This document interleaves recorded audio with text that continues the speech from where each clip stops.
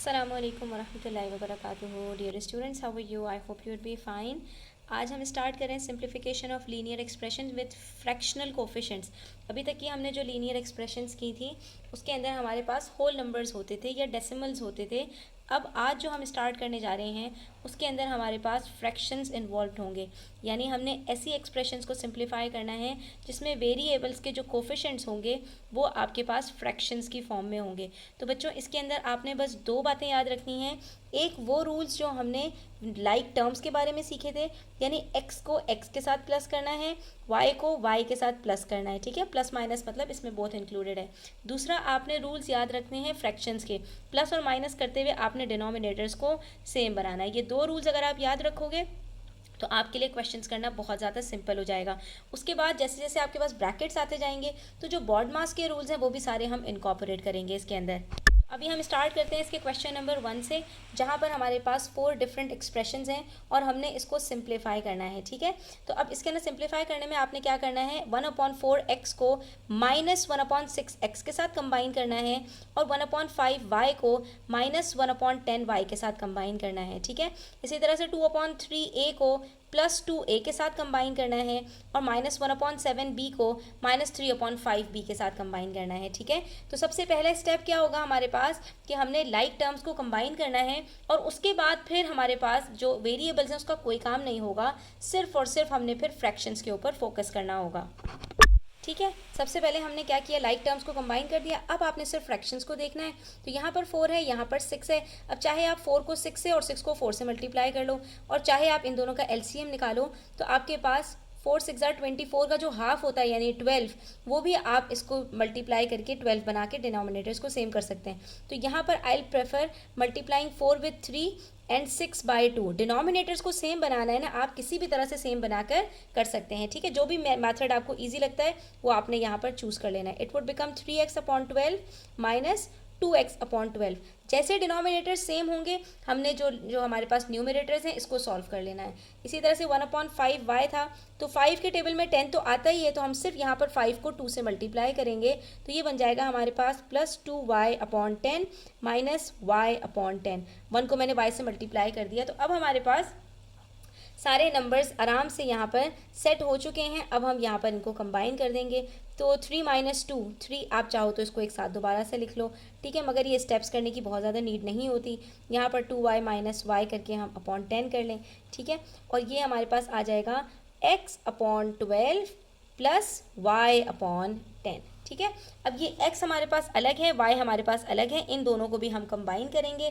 ठीक है, ताकि हमारे पास यहाँ पर एक सिंगल फ्रैक्शन आखिर में बचे। तो अब हमने क्या करना है, 12 को 10 से और 10 को 12 से मल्टीप्लाई करना है। ठीक है, तो इसकी भी कोई ज़रूरत नहीं है। अगर हम 12 को 5 से और 10 को 6 से मल्टीप्लाई कर दें तब भी डिनोमिनेटर्स सेम बन जाएंगे। ठीक है, बेसिकली हमें तो डिनोमिनेटर्स को सेम बनाना है, वो किसी भी तरह से हो जाए। 5x/60 प्लस 6y/60 और ये हमारे पास एक सिंगल फ्रैक्शन आ गया, that is 5x plus 6y/60 और ये आपका फाइनल आंसर है। ठीक है, इसी तरह से नेक्स्ट पार्ट देखते हैं। नेक्स्ट पार्ट में भी हमने इसी तरह से करना है। 2/3a minus 1/7b plus 2a minus 3/5b। तो हम क्या करेंगे, a को a के साथ कंबाइन करेंगे तो ये बन जाएगा 2/3a plus 2a minus 1/7b minus 3/5b। एक एक साइन बहुत इंपॉर्टेंट है, साइन का सारा गेम होता है। अगर आपने साइंस को गलत कर दिया तो आपका आंसर भी गलत हो जाएगा। ठीक है, यहाँ पर 3 है, यहाँ डिनोमिनेटर में कुछ नहीं है, तो हम 1 रख के 1 को 3 से मल्टीप्लाई कर देंगे तो डिनोमिनेटर्स खुद ब खुद सेम हो जाएंगे and it would become 6a/3। अब यहाँ पर 7 और 5 में कुछ भी कॉमन नहीं है, तो 7 को 5 से और 5 को 7 से मल्टीप्लाई करना ही पड़ेगा। तो ये क्या बन जाएगा, -5b/35 माइनस 21b/35। अब क्या है, इन दोनों को कंबाइन करेंगे तो 2a plus 6a becomes 8a/3 minus minus minus क्या होता है, प्लस होता है, तो -5b माइनस 21b हमारे पास यहाँ पर क्या बन जाएगा, यहाँ पर हमारे पास बन जाएगा। अच्छा, यहाँ पर एक बहुत इंपॉर्टेंट चीज़ बच्चों आप लोगों को बता रही हूँ, जब बीच में माइनस का साइन आए और यहाँ पर माइनस या प्लस का साइन हो तो आपने क्या करना है, जब आप इन दोनों टर्म्स को कंबाइन करोगे यानी एक साथ करके यहाँ पर आप लिखोगे तो हमेशा याद रखना कि आपने यहाँ पर माइनस की साइन को, अगर यहाँ माइनस की साइन है तो आपने इसको कॉमन लेना है, और उसके बाद यहाँ पर आपके पास जो ब्रैकेट में नंबर्स आएंगे तो ये पॉजिटिव हो जाएगा, माइनस माइनस प्लस हो जाता है तो ये 5b हो जाएगा, और ये माइनस माइनस प्लस हो जाएगा। अगर आपने इसको इस तरह नहीं किया तो आपका आंसर गलत होगा। आप क्या करेंगे, माइनस आपने बाहर रखा और यहाँ पर आपने माइनस के साइन को माइनस ही रख दिया, तो आप इन दोनों को सब्ट्रैक्ट कर देंगे और आपका आंसर गलत हो जाएगा। हालांकि यहाँ पर -5b और -21b दोनों नेगेटिव हैं, तो दोनों को हमने प्लस करना है। इसीलिए हम ऐसे सिचुएशन में जहाँ पर एक नेगेटिव होगा, पहला वाला नंबर नेगेटिव होगा, वहाँ पर माइनस की साइन कॉमन लेके और फिर हमने इन दोनों के साथ इसको फैक्टराइज कर देना है, यानी माइनस माइनस प्लस हो जाएगा, और माइनस अगर यहाँ प्लस होता तो माइनस प्लस माइनस आ जाएगा। ठीक है, बस इस चीज़ की प्रैक्टिस करोगे तो आपको ये भी चीज़ याद हो जाएगी। और नीचे डिनोमिनेटर में 35 है। अब जब हम इसको सॉल्व करेंगे तो 8a/3 माइनस 5 + 21 = 26b/35। ठीक है, अब आप इन दोनों को कंबाइन कर लो, तो 35 को हमें मल्टीप्लाई करना पड़ेगा 3 से, और 3 को हमने मल्टीप्लाई करना पड़ेगा 35 से। ठीक है, तो हम सारे नंबर्स को यहाँ पर मल्टीप्लाई करके चेक कर लेते हैं। 35 × 8 = 280, तो ये आ गया 280/35 को 3 से मल्टीप्लाई करते हैं तो आंसर आता है 105। ठीक है, बीच में माइनस का साइन है। फिर 26 को मल्टीप्लाई करेंगे 3 से तो आंसर आता है हमारे पास 78/105। डिनोमिनेटर सेम हो गए, तो 280 में से 78 को सब्ट्रैक्ट करेंगे, हमारे पास यहाँ पर आंसर आएगा 202/105। चाहो तो अब आप इसको चेंज कर सकते हो एक्स नंबर के अंदर, तो ये आपके पास बन जाएगा 1 होल, और 202 में से अगर हम सब्ट्रैक्ट करें 105 को तो हमारे पास आंसर आता है 97/105, और ये हमारे पास आंसर हो जाएगा। अच्छा नहीं, सॉरी, यहाँ पर हमने एक तो मिस्टेक कर दी बच्चों, ये वाला स्टेप तो हमने करना ही नहीं है, नो। ठीक है, यहाँ पर मिस्टेक क्या की हमने कि ये 280a है और ये 26b था, तो ये हमारे पास ये तो अनलाइक टर्म्स हैं, इसको तो हम यहाँ पर जो है वो आगे सॉल्व ही नहीं कर सकते, तो we will write it as 280a - 78b/105। अच्छा, पार्ट सी अब आप लोगों ने मुझे करके दिखाना है। पार्ट डी का जो है वो मैं आपको बता देती हूँ। ठीक है, इसके अंदर हमारे पास 3 अलग अलग टर्म्स हैं। तो सबसे पहले हमने क्या करना है, 2f को -1/2f के साथ कंबाइन किया, फिर -5/3h को +5/4h के साथ कंबाइन किया, फिर +9/4k को -28/5k के साथ कंबाइन किया। ठीक है, ये बेसिकली फ्रैक्शंस की भी आपकी प्रैक्टिस हो रही है। अब उसके बाद यहाँ पर डिनोमिनेटर में कुछ नहीं है, 1 लगाकर 2 से मल्टीप्लाई कर देंगे, तो ये बन जाएगा 4f/2 - f/2। ठीक है, यहाँ पर दोनों को 4 और 3 से मल्टीप्लाई कर देंगे, तो हमारे पास ये बन जाएगा -20h/12 + 15h/12। ठीक है, और यहाँ पर दोनों को हम 5 और 4 से मल्टीप्लाई कर देंगे, तो 9 5 = 45 k/20 माइनस 28 को मल्टीप्लाई कर देते हैं 4 से, द आंसर इज़ 112 k/20। ठीक है, ये हो गया हमारा यहाँ पर। अब हमने क्या करना है, अब हमने लाइक टर्म्स को कंबाइन कर देना है। 4f - f = 3f/2। ठीक है, -20 + 15 माइनस प्लस माइनस होता है, 20 - 15 करेंगे तो 5 आंसर आएगा, और साइन ग्रेटर नंबर की लगती है तो इट वुड बिकम -5h/12, और फिर 45 में से 12 को सब्ट्रैक्ट करेंगे तो प्लस माइनस माइनस होता है, 112 में से 45 को सब्ट्रैक्ट करेंगे तो हमारे पास आंसर आएगा 67, साइन ग्रेटर नंबर की लगेगी तो इट वुड बी -67/20k। ठीक है, ये क्वेश्चन हमारा यहाँ पर सॉल्व हो गया। अब देखते हैं क्वेश्चन नंबर 2 का पार्ट ए। यहाँ पर हमारे पास 3 टर्म्स 5a + 4b - 3c हैं, और उसके बाद जो अगली टर्म्स हैं उसके अंदर बीच में माइनस का साइन आ रहा है।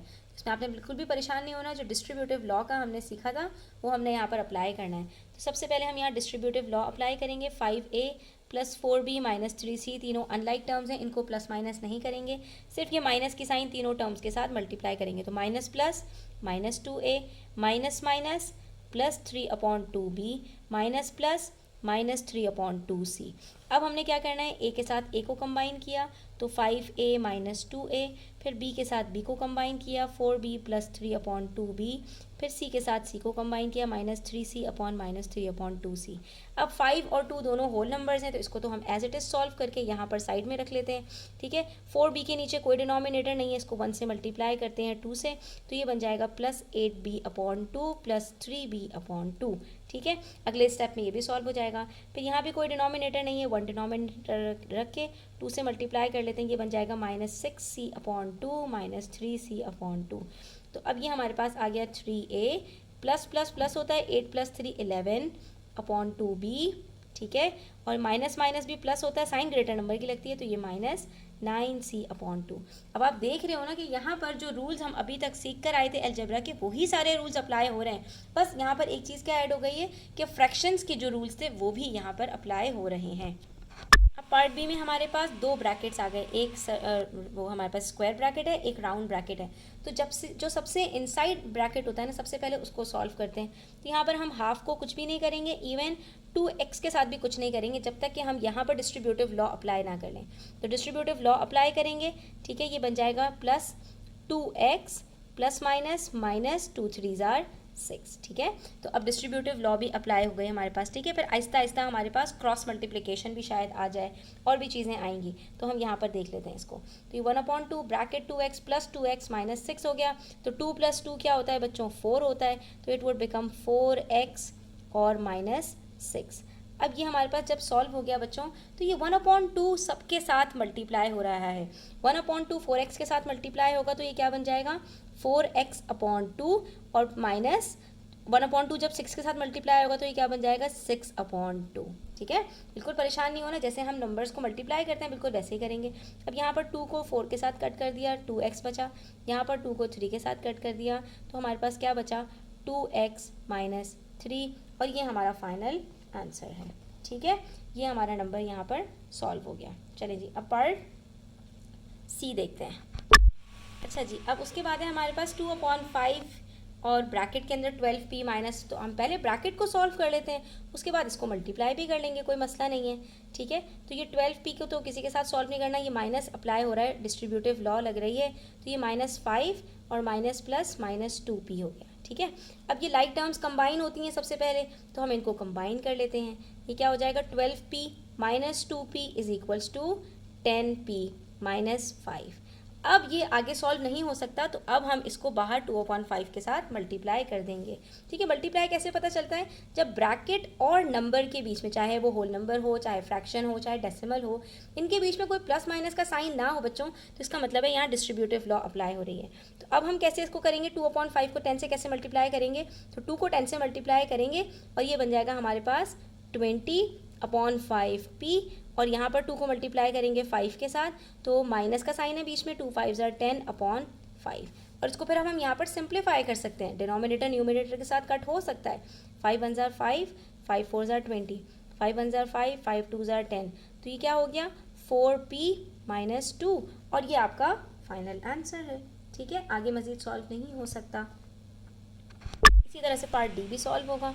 1/2 ब्रैकेट के अंदर हम जो कुछ सॉल्व कर सकते हैं पहले उसको सॉल्व करें। 8x प्लस 10 को हम सॉल्व नहीं कर सकते, फिर -6 के साथ तो ब्रैकेट लगा हुआ है, तो सबसे पहले डिस्ट्रीब्यूटिव लॉ अप्लाई कर लेते हैं। -6 × 1 माइनस प्लस -6, और माइनस माइनस प्लस 6 4 = 24x, ठीक है।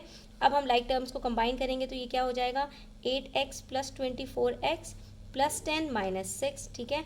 तो 8 + 24 होता है 32x, और 10 - 4 होता है +4, ठीक है। तो अब आगे जब मज़ीद सॉल्व नहीं हो सकता, तो अब हम 1/2 को इसके साथ मल्टीप्लाई कर देंगे। तो 1/2 को 32 के साथ मल्टीप्लाई करेंगे, ये क्या हो जाएगा, 1 × 32 इज इक्वल्स टू 32/2x, और 1 × 4 इज इक्वल्स टू 4/2, ठीक है। अब यहाँ पर इसकी कटिंग कर देंगे, तो हमारे पास क्या बचेगा, 16x + 2, और ये आपका फाइनल आंसर हो जाएगा, ठीक है। इसी तरह से क्वेश्चन नंबर 5 का पार्ट ए देख लेते हैं।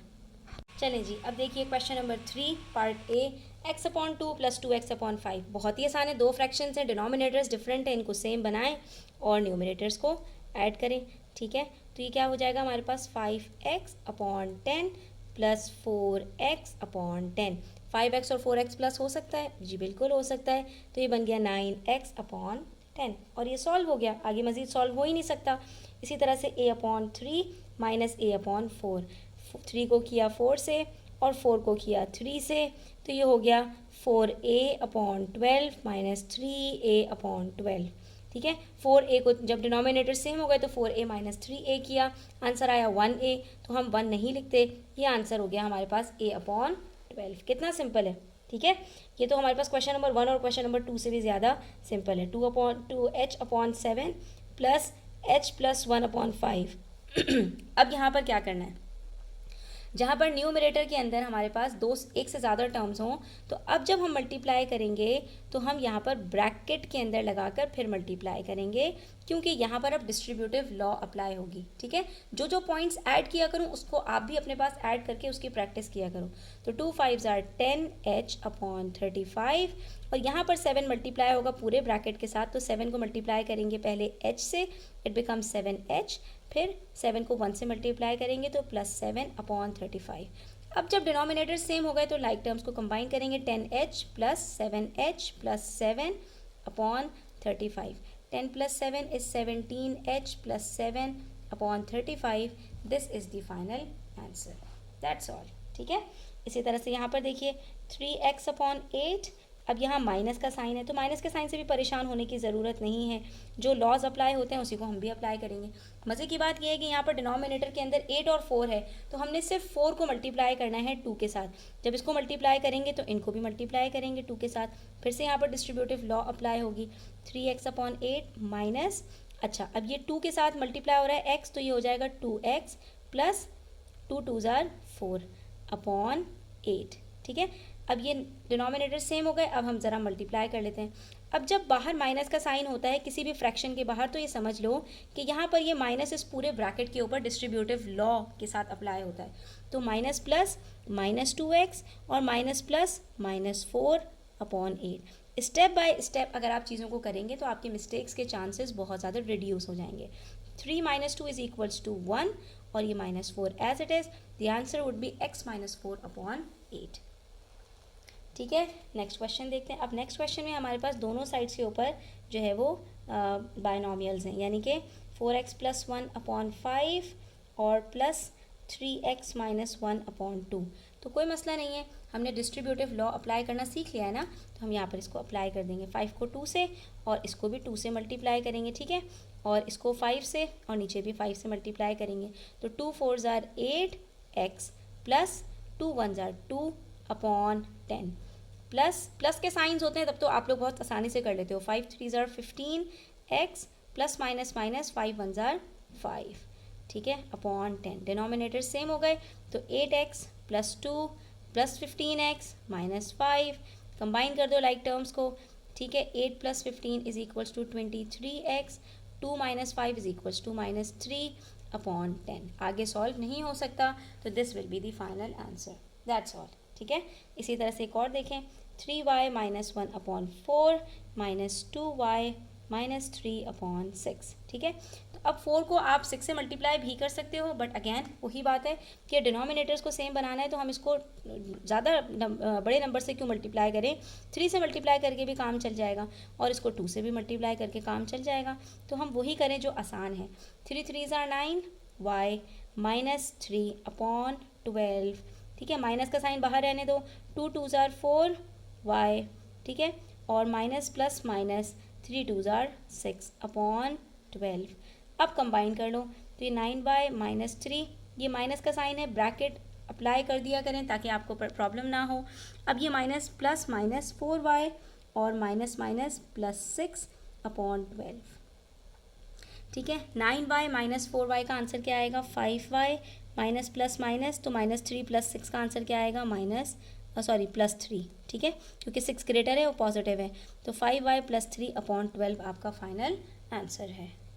इसी तरह से पार्ट जी देखिए, यहाँ पर भी हम सिर्फ 4 और 8 है, तो 4 को ही सिर्फ 2 से मल्टीप्लाई करेंगे और ऊपर न्यूमरेटर को भी 2 से मल्टीप्लाई करेंगे, तो 2 × a is 2a, फिर plus minus minus 2 2s are 4/8। ठीक है, माइनस ब्रैकेट अप्लाई हो रहा है ना, तो यहाँ पर अभी तो आप इसी तरह से रखो, नेक्स्ट के अंदर आप इसको ओपन कर सकते हैं। तो 8 और 8 डिनोमिनेटर सेम हो गए, तो अब हम यहाँ पर जो है न्यूमरेटर्स को कंबाइन कर लेंगे। 2a - 4 माइनस ए माइनस प्लस माइनस 7। इस चीज़ का बहुत ध्यान रखना है, नहीं तो अच्छा भला आंसर आपका गलत हो जाएगा, ठीक है। अब यहाँ पर 2a माइनस ए इक्वल्स 1a और माइनस माइनस प्लस तो माइनस 11, ठीक है। साइन ग्रेटर नंबर की लगती है, इसलिए a माइनस 11/8 आपका आंसर होगा, ठीक है। और दूसरे साइड पर हमारे पास जो लास्ट पार्ट है क्वेश्चन नंबर 3 का, that is 3p minus 2q/3 minus 4p minus 5q upon, अब इसमें बहुत सारे माइनस आ गए, परेशान नहीं होना, ब्रैकेट में रखो इसको, ठीक है। इसको पहले आपने मल्टीप्लाई करना है 4 से, ठीक है, और इसको मल्टीप्लाई करना है आपने 3 से। तो 4 3 ज़ार 12p, फिर बीच में माइनस का साइन है, 4 2 ज़ार 8q, फिर बीच में माइनस का साइन है, ठीक है, यहाँ पर 12 आपने रख दिया माइनस, ठीक है। 4 3 ज़ार 12p, फिर माइनस का साइन है, 5 3 ज़ार 15q अपॉन 12। अब यहाँ माइनस का साइन है, फिर से दोबारा ब्रैकेट लगा के फिर से माइनस जो है वो साइन चेंज करेगा इसको, तो 12p minus 8q minus 12p minus plus plus 15q upon 12। ऐसा करने से अब क्या हुआ, 12p माइनस 12p कट हो गया, ख़त्म। तो क्या बचा, minus plus minus 15 minus 8 is 7q upon 12। तो ये आपका फाइनल आंसर है। उसके बाद क्वेश्चन नंबर 4 में सिंप्लीफिकेशन ख़त्म, मल्टीप्लिकेशन ख़त्म, अब आ गई फैक्टराइजेशन। फैक्टराइजेशन में क्या करते हैं, जो आपके पास टर्म्स दी हुई हैं इसके अंदर से कॉमन टर्म्स को खींच लेते हैं, निकाल लेते हैं, ठीक है। 12 और 9 में से क्या कॉमन है, दोनों का कोई कॉमन फैक्टर है। जैसे आप लोग प्राइम फैक्टराइजेशन करते थे, बिल्कुल यहाँ पर भी आपने वही करना है, कोफिशिएंट का कोफिशिएंट के साथ, वेरिएबल का वेरिएबल के साथ। तो अब इसके अंदर वेरिएबल तो कोई कॉमन नहीं है, यहाँ x है, यहाँ कोई x नहीं है, लेकिन नंबर्स में तो 12 और 9 में 3 कॉमन है ना, 3 के टेबल में दोनों आते हैं। तो आपने अब क्या करना है, HCF निकालना है नंबर्स का। अभी हम LCM की बात कर रहे थे, अब हम HCF करेंगे, ठीक है। तो 12 और 9 का HCF हमने निकाला, हमारे पास 3 आया। अब हम 3 को कॉमन बाहर निकाल के और फिर अब 3 का को पेयर निकालेंगे कि 3 को किससे मल्टीप्लाई करूँ कि 12 आ जाए और 3 को किससे मल्टीप्लाई करूँ कि 9 आ जाए, तो वो ब्रैकेट के इनसाइड चला जाएगा। इसी तरह से हमने सारे क्वेश्चंस को सॉल्व करना है। देखिए इसको किस तरह फैक्टराइज करेंगे, इन दोनों का HCF हमने निकाला, 3 आ गया हमारे पास। अब 3 का टेबल पढ़ेंगे और देखेंगे कि 3 के टेबल में 12 कब आता है, 3 4 ज़ार 12 और x को उसके साथ लिख दिया, फिर बीच में माइनस का साइन है तो प्लस माइनस माइनस लिख दिया। 3 के टेबल में 9 कब आता है, 3 3 ज़ार 9 और ये हमारा आंसर आ गया, बस, ठीक है। इसको कहते हैं फैक्टराइजेशन।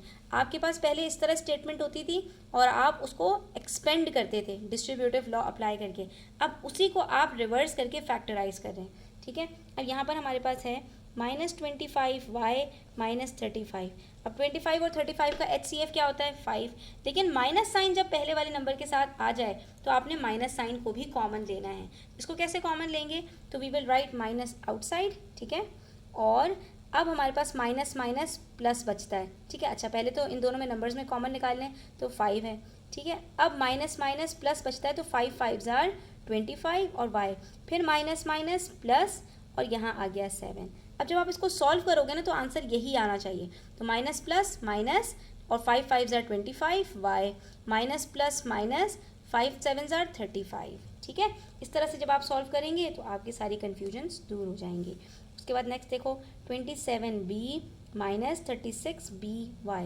अब 27 और 36 का हमारे पास हाईएस्ट कॉमन फैक्टर क्या है, 9 है, 3 नहीं है, 9 है। 9 के टेबल में 27 भी आता है और 36 भी आता है, तो हम यहाँ पर 9 को कॉमन लेंगे। अब वेरिएबल भी कॉमन है, b भी हमारे पास यहाँ पर दोनों में मौजूद है, तो 9b कॉमन हो गया। अब 9 के टेबल में 27 कब आता है, 9 3 ज़ार 27 और 9 के टेबल में 36 कब आता है, 9 4 ज़ार 36 और फिर y बच गया, तो y को हमने यहाँ पर लिख दिया, ठीक है। अब देखो अगर हमारे पास 3 टर्म्स आ जाएं तब क्या करेंगे, तब देखेंगे कि तीनों का HCF क्या है, क्योंकि 3 टर्म्स का HCF भी तो आपने चैप्टर नंबर 1 में सीखा हुआ है ना, तो क्या मसला है, इसमें भी हम यहाँ पर HCF निकाल लेते हैं। तो 8 12 और 4 का HCF क्या होगा, डेफिनेटली 4 होगा। फिर आप देख रहे हो कि A और A भी तीनों में मौजूद है, तो A कॉमन निकल आया। अब हम ब्रैकेट ओपन करेंगे, 4 2 ज़ार 8, A 1 ज़ार A और x बच गया, तो ये x आ गया, प्लस 4 3 ज़ार 12 और A, ठीक है। फिर प्लस माइनस माइनस 4 1 ज़ार 4 A, तो यहाँ बच गया z। तो 1 भी हमें नहीं लिखना था, हम यहाँ पर अगर लिख देते 2x + 3 माइनस z, तब भी हमारा काम बिल्कुल सही हो जाता। ठीक है, इसी तरह से लास्ट पार्ट देखो क्वेश्चन नंबर 4 का, 4m minus 6my minus 18mz। ठीक है, तो इसको भी इसी तरह सॉल्व करेंगे। इन दोनों में, तीनों में क्या कॉमन है, तो इन तीनों का HCF 2 है। ठीक है, 2 2 ज़ार 4, 2 3 ज़ार 6, 2 9 ज़ार 18, और फिर my और mz में m भी कॉमन है। तो अब क्या बचा, 2 2 ज़ार 4 और m तो एज इट इज़, फिर प्लस माइनस माइनस 2 3 ज़ार 6, m 1 ज़ार m बचा y, फिर प्लस माइनस माइनस 2 9 ज़ार 18 m तो क्या बच गया z। तो ये हमारा फाइनल आंसर है। ठीक है बच्चों, इस तरह से आपने क्वेश्चंस को सॉल्व करना है।